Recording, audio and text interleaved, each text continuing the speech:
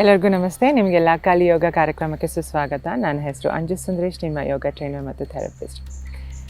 ನಿಮಗೆ ಮಂಡಿ ಅಥವಾ ಸೊಂಟ, ಕಾಲು ಮತ್ತು ಹಿಪ್ಸ್ ಪೇಯ್ನ್ ಕಾಣಿಸ್ಕೊಳ್ತಾ ಇದೆಯಾ? ಸೊ ಅದಕ್ಕೆ ತುಂಬ ಕಾರಣಗಳಿರ್ಬೋದು, ಆದರೆ ತುಂಬ ಮುಖ್ಯವಾದ ಒಂದು ಕಾರಣ ಅಂದರೆ ನಿಮ್ಮ ಟೈಟ್ ಹಿಪ್ ಮಸಲ್ಸ್.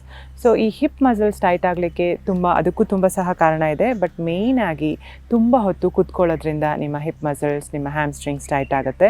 ಸೊ ಹಾಗಾಗಿ ತುಂಬ ಹೊತ್ತು ಕೂತ್ಕೊಂಡು ಕೆಲಸ ಮಾಡೋದು ಅಥವಾ ತುಂಬ ಹೊತ್ತು ಕೂತ್ಕೊಂಡು ಟಿ ವಿ ನೋಡೋದು ಅಥವಾ ಕಡಿಮೆ ಫಿಸಿಕಲ್ ಆ್ಯಕ್ಟಿವಿಟಿ ಇರೋದ್ರಿಂದ ಸಹ ಹಿಪ್ ಮಸಲ್ಸ್ ಟೈಟ್ ಆಗುತ್ತೆ. ಮತ್ತು ಇನ್ನೊಂದು ಕಾರಣ, ತುಂಬ ರನ್ನಿಂಗ್ ಮಾಡೋದ್ರಿಂದ ಸಹ ಹಿಪ್ ಮಸಲ್ಸ್ ಟೈಟ್ ಆಗುತ್ತೆ. ಸೊ ಇವತ್ತಿನ ಸಂಚಿಕೆಯಲ್ಲಿ ನಾವು ನಮ್ಮ ಹಿಪ್ ಮೊಬಿಲಿಟಿ ಎಷ್ಟಿದೆ, ನಮ್ಮ ಹಿಪ್ ಜಾಯಿಂಟ್ಸ್ದು ಮೊಬಿಲಿಟಿ ಎಷ್ಟಿದೆ ಅಂತ ಚೆಕ್ ಮಾಡೋಣ. ನಮ್ಮ ಹಿಪ್ ಮೊಬೈಲ್ ಇದ್ದರೆ ನಮ್ಮ ನೀ ಇಂಜುರೀಸ್ ಆಗೋದು ಅಥವಾ ಹಿಪ್ ಇಂಜುರೀಸ್ ಆಗೋದು ತುಂಬ ಪ್ರಿವೆಂಟ್ ಆಗುತ್ತೆ. ಸೊ ಹಾಗಾಗಿ ಅದು ತುಂಬ ಮುಖ್ಯ. ಬನ್ನಿ ಫಸ್ಟ್ ಟೆಸ್ಟ್ ಮಾಡೋಣ. ನಿಮ್ಮ ಬೆನ್ನಿನ ಮೇಲೆ ಮಲ್ಕೊಳ್ಳಿ. ನಿಮ್ಮ ಕಾಲನ್ನು ಸ್ಟ್ರೆಚ್ ಮಾಡಿ, ನಿಮ್ಮ ಕೈಗಳು ನಿಮ್ಮ ಪಕ್ಕ ಇರಲಿ.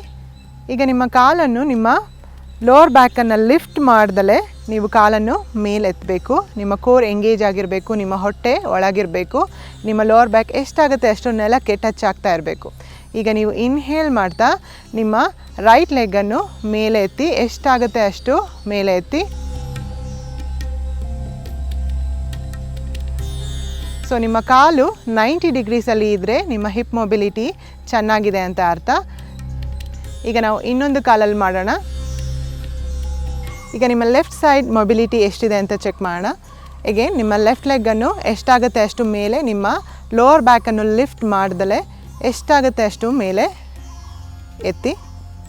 ಸೊ ನಿಮ್ಮ 90 ಡಿಗ್ರೀಸ್ ರೀಚ್ ಆದರೆ ನಿಮ್ಮ ಹಿಪ್ ಮೊಬಿಲಿಟಿ ಚೆನ್ನಾಗಿದೆ ಅಂತ ಅರ್ಥ, ಎಕ್ಸಲೆಂಟ್ ಆಗಿದೆ ಅಂತ. ನೀವು 45 ಡಿಗ್ರೀಸ್ ರೀಚ್ ಆದರೆ ಓಕೆ. ಇನ್ನು ನಿಮಗೆ ಮೇಲೆ ರೀಚ್ ಆಗಲಿಕ್ಕೆ ಆಗಲಿಲ್ಲ ಅಂದರೆ ನಿಮ್ಮ ಹಿಪ್ ಮೊಬಿಲಿಟಿ ತುಂಬ ಕಡಿಮೆ ಇದೆ ಅಂತ ಅರ್ಥ. ಈಗ ರಿಲೀಸ್ ಮಾಡಿ. ಈಗ ನೆಕ್ಸ್ಟ್ ಹಿಪ್ ಮೊಬಿಲಿಟಿ ಟೆಸ್ಟ್ ಮಾಡೋಣ. ಈಗ ನಿಮ್ಮ ಕಾಲುಗಳನ್ನು ಸೆಪ್ರೇಟ್ ಮಾಡಿ ನಿಮ್ಮ ಹೀಲ್ಸ್ ಮೇಲೆ ಇಡಿ. ಈಗ ನೀವು ಇನ್ಹೇಲ್ ಮಾಡಿ, ಇಲ್ಲಿ ನಿಮ್ಮ ಚೆಸ್ಟ್ ಓಪನ್ ಇರಬೇಕು, ನಿಮ್ಮ ಶೋಲ್ಡರ್ಸ್ ಹಿಂದೆ ಇರಬೇಕು. ಎಕ್ಸೇಲ್ ಮಾಡ್ತಾ ನಿಮ್ಮ ಮಂಡಿಯನ್ನು ಸೈಡ್ಗೆ ಟರ್ನ್ ಮಾಡಬೇಕು. ಸೊ ನಿಮ್ಮ ಎರಡೂ ಕಾಲು 90 ಡಿಗ್ರೀಸಲ್ಲಿ ಇರಬೇಕು, ನಿಮ್ಮ ಚೆಸ್ಟ್ ಓಪನ್ ಇರಬೇಕು. ಸೊ ಇದರಲ್ಲಿ ನೀವು ಅಟ್ಲೀಸ್ಟ್ 10 ಸೆಕೆಂಡ್ಸ್ ಇಲ್ಲಿ ಇರಬೇಕು. ಅದಾದಮೇಲೆ ನೀವು ಏನೂ ಸಪೋರ್ಟ್ ತಗೊಳ್ದಲೇ ನಿಮ್ಮ ಕೈಗಳನ್ನು ಮುಂದೆ ಇಟ್ಟು ನಿಮ್ಮ ಕಾಲುಗಳನ್ನು ಇನ್ನೊಂದು ಕಡೆ ಬೆಂಡ್ ಮಾಡಬೇಕು. Again 90 degrees. ಸೊ ಈ ಥರ ನೀವು ಸಪೋರ್ಟ್ ತಗೊಳ್ದಲೇ ನಿಮ್ಮ ಕಾಲುಗಳನ್ನು ಬೆಂಡ್ ಮಾಡಿದ್ರೆ ನಿಮ್ಮ ಹಿಪ್ ಮೊಬಿಲಿಟಿ ಚೆನ್ನಾಗಿದೆ ಅಂತ ಅರ್ಥ. ನೀವು ಸ್ಟಾರ್ಟಿಂಗಲ್ಲಿ ನಿಮಗೆ ಇದು ಕಷ್ಟ ಆಗ್ತಾಯಿದೆ ಅಂದರೆ ನಿಮ್ಮ ಕೈಗಳ ಸಪೋರ್ಟ್ ತಗೊಂಡು ನೀವು ಈ ಥರ ಮೂವ್ ಮಾಡ್ಬೋದು. ಸೊ ಹಾಗಾಗಿ ನಿಮಗೆ ಗೊತ್ತಾಗಿರುತ್ತೆ ನಿಮ್ಮ ಹಿಪ್ ಮೊಬಿಲಿಟಿ ಎಷ್ಟಿದೆ ಅಂತ. ಸೊ ಹಾಗಾಗಿ ನಿಮ್ಮ ಹಿಪ್ ಮೊಬಿಲಿಟಿನ ಜಾಸ್ತಿ ಮಾಡ್ಕೊಳ್ಳೋಕ್ಕೆ ಯಾವ ಸ್ಟ್ರೆಚಸ್ ಮಾಡಬೇಕು ಅಂತ ನಾನು ಈಗ ತೋರಿಸ್ಕೊಡ್ತೀನಿ. ಈಗ ನಾವು ನಮ್ಮ ಹಿಪ್ ಮೊಬಿಲಿಟಿ ಎಷ್ಟಿದೆ ಅಂತ ಚೆಕ್ ಮಾಡ್ಕೊಂಡ್ವಿ. ಈಗ ಮುಂದಿನ ಸ್ಟ್ರೆಚಸ್ ನಮ್ಮ ಹಿಪ್ ಮೊಬಿಲಿಟಿನ ಜಾಸ್ತಿ ಮಾಡೋಕ್ಕೆ ಏನು ಮಾಡಬೇಕು ಅಂತ ನಾನು ತೋರಿಸ್ಕೊಡ್ತೀನಿ. ಎಗೇನ್ ನಿಮ್ಮ ಹೀಲ್ಸನ್ನು ನೆಲದ ಮೇಲೆ ಇಟ್ಕೊಳ್ಳಿ, ಸಣ್ಣ ಗ್ರೌಂಡ್ ಮಾಡಿ. ನೀವು ಕೈ ಸಪೋರ್ಟ್ ಸಹ ತಗೊಳ್ಬೋದು, ಅಥವಾ ನಿಮ್ಮ ಕೈ ಸಪೋರ್ಟ್ ತಗೊಳ್ಳಲ್ಲ ಅಂದರೆ ಈಗ ನೀವು ಲೆಫ್ಟ್ ಸೈಡ್ಗೆ ಬೆಂಡ್ ಮಾಡಿ, ಎರಡೂ ನೀಯನ್ನು ಲೆಫ್ಟ್ ಸೈಡ್ಗೆ ಬೆಂಡ್ ಮಾಡಿ. ನಿಮ್ಮ ಚೆಸ್ಟ್ ಓಪನ್ ಇರಬೇಕು, ರೌಂಡ್ ಮಾಡಬೇಡಿ, ಚೆಸ್ಟ್ ಓಪನ್ ಇರಬೇಕು, ಶೋಲ್ಡರ್ಸ್ ಹಿಂದೆ ಇರಬೇಕು. ಈಗ ನಿಮ್ಮ ಕೈ ಸಪೋರ್ಟ್ ತೊಗೊಂಡು ನಿಮ್ಮ ಹಿಪ್ಸಿಂದ ಮುಂದೆ ಬೆಂಡ್ ಮಾಡಿ. ಎಷ್ಟಾಗುತ್ತೆ ಅಷ್ಟು, ನಿಮ್ಮ ಬೆನ್ನು ಎಷ್ಟಾಗುತ್ತೆ ಅಷ್ಟು ನೇರವಾಗಿ ಇರಬೇಕು. ನಿಮಗೆ ಎಷ್ಟಾಗುತ್ತೆ ಅಷ್ಟು ಮಾತ್ರ ಬೆಂಡ್ ಮಾಡಿ. ನಿಮಗೆ ಆಲ್ರೆಡಿ ಮಂಡಿ ನೋವು ಬರ್ತಾ ಇದೆ ಅಂದರೆ ನೀವು ಜಾಸ್ತಿ ಮುಂದೆ ಹೋಗಬೇಡಿ. ನೀವೊಂದು 2 ದಿಂಬನ್ನು ನಿಮ್ಮ ಹಿಪ್ಸ್ ಕೆಳಗೆ ಇಟ್ಕೊಂಡು ಸಹ ಇದನ್ನು ಮಾಡ್ಬೋದು. ಇಲ್ಲಿ ನೀವು 10 ರಿಂದ 30 ಸೆಕೆಂಡ್ಸ್ ಇರ್ಬೋದು. ಈಗ ಇದೇ ರೀತಿ ಸೆಂಟರ್ಗೆ ಬಂದು ನೆಕ್ ಸೈಡ್ ಬೆಂಡ್ ಮತ್ತು ನಿಮ್ಮ ಚೆಸ್ಟನ್ನು ಓಪನ್ ಇಟ್ಕೊಂಡು ನಿಮ್ಮ ಸ್ಪೈನನ್ನು ಲೆಂತನ್ ಮಾಡ್ತಾ ಎಷ್ಟಾಗುತ್ತೆ ಅಷ್ಟು ಸ್ಟ್ರೆಚ್ ಮಾಡಿ. ನೀವು ಫೋರ್ಹೆಡ್ ಸಹ ಟಚ್ ಮಾಡ್ಬೋದು. ಇದನ್ನು ಸಹ ನೀವು 10 ರಿಂದ 30 ಸೆಕೆಂಡ್ಸ್ ಈ ಸ್ಟ್ರೆಚಲ್ಲಿ ಇರ್ಬೋದು. ಈಗ ಸೆಂಟರ್ಗೆ ಬನ್ನಿ, ರಿಲ್ಯಾಕ್ಸ್ ಮಾಡಿ. ಈಗ ನಿಮ್ಮ ಬೆನ್ನಿನ ಮೇಲೆ ಮಲ್ಕೊಳ್ಳಿ. ಈಗ ಮುಂದಿನ ಆಸನ ಕಪೋತಾಸನ, ಇದನ್ನು ಪಿಜನ್ ಪೋಸ್ ಅಂತ ಸಹ ಹೇಳ್ತೀವಿ. ಈಗ ನಿಮ್ಮ ರೈಟ್ ಲೆಗ್ಗನ್ನು ನಿಮ್ಮ ಲೆಫ್ಟ್ ಥೈ ಮೇಲೆ ಇಟ್ಕೊಳ್ಳಿ. ನಿಮ್ಮ ಟೋಸ್ ಹಿಂದೆ ಪಾಯಿಂಟ್ ಆಗ್ತಾ ಇರಬೇಕು. ನಿಮ್ಮ ನೀಸ್ ಕಡೆ ನಿಮ್ಮ ಕಾಲು ಬೆರಳುಗಳು ಪಾಯಿಂಟ್ ಆಗ್ತಾ ಇರಬೇಕು. ಈಗ ನಿಮ್ಮ ಕೈಗಳ ಹೆಲ್ಪಿಂದ ನಿಮ್ಮ ಲೆಫ್ಟ್ ನೀಯನ್ನು ಎಷ್ಟಾಗುತ್ತೆ ಅಷ್ಟು ನಿಮ್ಮ ಚೆಸ್ಟ್ ಕಡೆಗೆ ತಗೊಂಡು ಬನ್ನಿ. ನಿಮ್ಮ ರೈಟ್ ನೀ ಹೊರಗೆ ಪ್ರೆಸ್ ಆಗ್ತಾ ಇರಬೇಕು. ನಿಮಗೆ ಇಲ್ಲಿ ಇಷ್ಟರಲ್ಲೇ ನಿಮಗೆ ಸ್ಟ್ರೆಚ್ ಫೀಲ್ ಆಗ್ತಾ ಇದೆ ಅಂದರೆ ನೀವು ಇಲ್ಲಿ ಸಹ ಇರ್ಬೋದು ಮತ್ತು ಬ್ರೀದ್ ಮಾಡಿ. ಅಥವಾ ನಿಮಗೆ ಇಂಟೆನ್ಸ್ ಸ್ಟ್ರೆಚ್ ಬೇಕು ಅಂದರೆ ನಿಮ್ಮ ಲೆಫ್ಟ್ ನೀನ ಎಷ್ಟಾಗುತ್ತೆ ಅಷ್ಟು ನಿಮ್ಮ ಚೆಸ್ಟ್ ಕಡೆಗೆ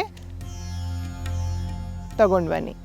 ನಿಮ್ಮ ರೈಟ್ ನೀ ನಿಮ್ಮಿಂದ ಹೊರಗಿರಬೇಕು. ನಿಮ್ಮ ರೈಟ್ ನೀ ಹೀಗೆ ನಿಮ್ಮ ಚೆಸ್ಟ್ ಕಡೆ ಇರಬಾರ್ದು. ನಿಮ್ಮ ರೈಟ್ ನೀಯನ್ನು ಹೊರಗೆ ಪುಷ್ ಮಾಡಿ ನಿಮ್ಮ ಲೆಫ್ಟ್ ನೀಯನ್ನು ಎಷ್ಟಾಗುತ್ತೆ ಅಷ್ಟು ಚೆಸ್ಟ್ ಕಡೆಗೆ ತಗೊಂಡು ಬನ್ನಿ. ನಿಮಗೆ ನಿಮ್ಮ ರೈಟ್ ಹಿಪ್ ಹತ್ರ ಸ್ಟ್ರೆಚ್ ಫೀಲ್ ಆಗುತ್ತೆ. ಅಲ್ಲಿ ನೀವು ಬ್ರೀದ್ ಮಾಡಬೇಕು. ನಿಮ್ಮ ಗಮನ ನಿಮಗೆ ಎಲ್ಲಿ ಸ್ಟ್ರೆಚ್ ಆಗ್ತಿದೆ ಅಲ್ಲಿರಬೇಕು. ಅಲ್ಲಿ ಡೀಪಾಗಿ ಬ್ರೀದ್ ಮಾಡಿ. ಇದರಲ್ಲೂ ಸಹ ನೀವು 10 ರಿಂದ 30 ಸೆಕೆಂಡ್ ಇರ್ಬೋದು. ಇದೇ ಥರ ನಾವು ಲೆಫ್ಟ್ ಲೆಗ್ಗೆ ಮಾಡೋಣ. ನಿಮ್ಮ ಲೆಫ್ಟ್ ಲೆಗ್ಗನ್ನು ರೈಟ್ ಥೈ ಮೇಲೆ ತಗೊಂಡು ಬನ್ನಿ. ನಿಮ್ಮ ಟೋಸ್ ಪಾಯಿಂಟ್ ಆಗ್ತಾ ಇರಬೇಕು ನಿಮ್ಮ ಲೆಫ್ಟ್ ನೀ ಕಡೆಗೆ. ಈಗ ನಿಮ್ಮ ರೈಟ್ ನೀಯನ್ನು ನಿಮ್ಮ ಚೆಸ್ಟ್ ಹತ್ರ ತಗೊಂಡು ಬನ್ನಿ. ಎಷ್ಟಾಗುತ್ತೆ ಅಷ್ಟು. ನಿಮ್ಮ ಲೋವರ್ ಬ್ಯಾಕನ್ನು ಲಿಫ್ಟ್ ಮಾಡಬೇಡಿ. ನಿಮ್ಮ ಲೋವರ್ ಬ್ಯಾಕ್ ಪ್ರೆಸ್ ಆಗ್ತಾ ಇರಬೇಕು ಕೆಳಗೆ. ನಿಮ್ಮ ಲೆಫ್ಟ್ ನೀ ನಿಮ್ಮಿಂದ ಹೊರಗಿರಬೇಕು. ಹೀಗೆ ಹತ್ತಿರ ಬರಬಾರ್ದು. ನಿಮ್ಮ ಸ್ಟ್ರೆಚ್ಚನ್ನು ಗಮನಿಸಿ. ನಿಮ್ಮ ಗಮನ ನಿಮ್ಮ ದೇಹ ಮತ್ತು ನಿಮ್ಮ ಉಸಿರಿನ ಮೇಲೆ ಇರಲಿ. ನಿಮಗೆ ಮಂಡಿ ನೋವು ಆಗಬಾರ್ದು. ಇಲ್ಲಿ ನಿಮ್ಮ ಮಂಡಿ ನೋವ್ತಾ ಇದೆ ಅಂದರೆ ತುಂಬ ಸ್ಟ್ರೆಚ್ ಮಾಡಬೇಡಿ. ಎಲ್ಲಿ ನಿಮಗೆ ನೋವಿಲ್ಲ ಅಲ್ಲೇ ಇರಿ. ನಿಮಗೆ ನಿಮ್ಮ ಹಿಪ್ಪಲ್ಲಿ ಸ್ಟ್ರೆಚ್ ಫೀಲ್ ಆಗಬೇಕು. ಈಗ ರಿಲೀಸ್ ಮಾಡಿ. ಇದು ತುಂಬ ಸೇಫ್ ಸ್ಟ್ರೆಚ್ ಮತ್ತು ಇದು ತುಂಬ ಒಳ್ಳೆಯ ನಿಮ್ಮ ಹಿಪ್ ಸ್ಟ್ರೆಚ್. ಈಗ ಮುಂದಿನ ಆಸನಕ್ಕೆ ನಿಮ್ಮ ಕಾಲುಗಳನ್ನು ನಿಮ್ಮ ಮ್ಯಾಟ್ಗಳಷ್ಟು ಅಗಲ ಸಪ್ರೇಟ್ ಮಾಡ್ಕೊಳ್ಳಿ. ನಿಮ್ಮ ಕೈಗಳನ್ನು ಪಕ್ಕ ಇಟ್ಕೊಳ್ಳಿ. ನಿಮ್ಮ ಮಂಡಿಯನ್ನು ರೈಟ್ ಲೆಫ್ಟ್ ಮೂವ್ ಮಾಡಿ. ಈಸಿಯಾಗಿ ಮೂವ್ ಮಾಡಿ. ತುಂಬ ಫೋರ್ಸ್ ಹಾಕಬೇಡಿ. ನಿಮಗೆ ರಿಲ್ಯಾಕ್ಸಿಂಗ್ ಫೀಲ್ ಆಗಬೇಕು. ಮತ್ತು ನೀವು ಈಗ ಲೆಫ್ಟ್ ಸೈಡಲ್ಲಿ 10 to 30 ಸೆಕೆಂಡ್ಸ್ ಇರ್ಬೋದು. ಹಾಗೆ ರೈಟ್ ಸೈಡಲ್ಲಿ 10 to 30 ಸೆಕೆಂಡ್ಸ್ ಇರ್ಬೋದು. ಮುಂದಿನ ಆಸನ ಸೂಕ್ತ ಬದ್ಧಕೋನಾಸನ. ನಿಮ್ಮ ಪಾದಗಳನ್ನು ಜೋಡಿಸಿ ನಮಸ್ತೆ ಪೊಸಿಷನಲ್ಲಿ ನಿಮ್ಮ ನೀಸನ್ನು ಎಷ್ಟಾಗುತ್ತೆ ಅಷ್ಟು ಕೆಳಗೆ ಡ್ರಾಪ್ ಮಾಡಿ. ಇದರಲ್ಲೂ ಸಹ ತುಂಬ ಫೋರ್ಸ್ ಮಾಡಬೇಡಿ. ಚೆನ್ನಾಗಿ ಬ್ರೀದ್ ಮಾಡಿ. ನೀವು ಎಷ್ಟು ಚೆನ್ನಾಗಿ ಬ್ರೀದ್ ಮಾಡ್ತೀರಾ ಅಷ್ಟು ಚೆನ್ನಾಗಿ ನಿಮ್ಮ ಬಾಡಿ ರಿಲ್ಯಾಕ್ಸ್ ಆಗುತ್ತೆ ಮತ್ತು ಮೊಬೈಲ್ ಆಗುತ್ತೆ. ಸೊ ಹಾಗಾಗಿ ಚೆನ್ನಾಗಿ ನೀವು ಬ್ರೀದ್ ಮಾಡಬೇಕು. ನಿಮ್ಮ ಗಮನ ನಿಮ್ಮ ಕಾಲುಗಳ ಮೇಲೆ ನಿಮ್ಮ ಹಿಪ್ಸ್ಗಳ ಮೇಲೆ ಎಲ್ಲಿ ನಿಮಗೆ ಸ್ಟ್ರೆಚ್ ಫೀಲ್ ಆಗ್ತಿದೆ ಅಲ್ಲಿ ಇರಬೇಕು. ಇದರಲ್ಲೂ ಸಹ ನೀವು 10 ರಿಂದ 30 ಸೆಕೆಂಡ್ ಇರ್ಬೋದು. ಈಗ ರಿಲ್ಯಾಕ್ಸ್ ಮಾಡಿ. ಈಗ ಮುಂದಿನ ಆಸನ ಆನಂದ ಬಾಲಾಸನ.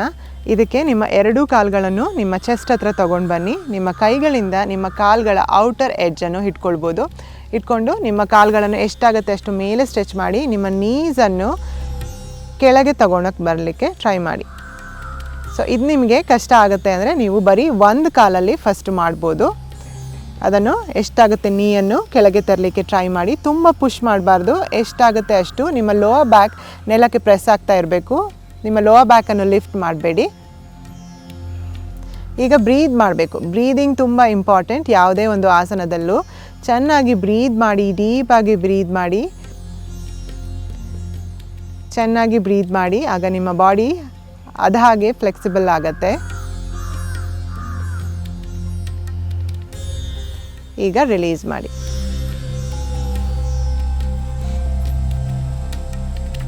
ಮುಂದಿನ ಆಸನ ಬದ್ಧಕೋನಾಸನ. ಇದಕ್ಕೆ ನೀವು ದಂಡಾಸನದಲ್ಲಿ ಕೂತ್ಕೊಳ್ಳಿ. ಅದಾದಮೇಲೆ ನಿಮ್ಮ ಎರಡೂ ಪಾದಗಳನ್ನು ಜೋಡಿಸಿ. ನಿಮ್ಮ ಮಂಡಿ ಸೈಡಲ್ಲಿ ಎಷ್ಟಾಗುತ್ತೆ ಅಷ್ಟು ರಿಲ್ಯಾಕ್ಸ್ ಮಾಡಿ. ನಿಮ್ಮ ಬೆನ್ನು ನೇರವಾಗಿರಬೇಕು. ನಿಮ್ಮ ಶೋಲ್ಡರ್ಸ್ ಹಿಂದೆ ಇರಬೇಕು. ಚೆಸ್ಟ್ ಓಪನ್ ಇರಬೇಕು. ನಿಮ್ಮ ಬೆನ್ನು ನೇರವಾಗಿರೋದು ತುಂಬ ಇಂಪಾರ್ಟೆಂಟ್. ಅದಾದಮೇಲೆ ನಿಮ್ಮ ಕೈಗಳನ್ನು ನಿಮ್ಮ ಪಾದಗಳನ್ನು ಇಟ್ಕೊಳ್ಳಿ. ನಿಮ್ಮ ಕೈಗಳಿಂದ ನಿಮ್ಮ ಹೆಬ್ಬೆರಳುಗಳು ಟಚ್ ಆಗ್ತಾ ಇರಬೇಕು. ಈಗ ನಿಮ್ಮ ಕಾಲಿನ ಸಪೋರ್ಟ್ ತಗೊಂಡು ನಿಮ್ಮ ಚೆಸ್ಟನ್ನು ಓಪನ್ ಮಾಡಿ. ಎಷ್ಟಾಗುತ್ತೆ ಅಷ್ಟು ಓಪನ್ ಮಾಡಿ. ಮತ್ತು ನಿಮ್ಮ ಹಿಪ್ಸಿಂದ ಮುಂದೆ ಬೆಂಡ್ ಮಾಡಿ. ನಿಮ್ಮ ಬೆನ್ನು ನೇರವಾಗಿ ಇಟ್ಕೊಳ್ಳಿ.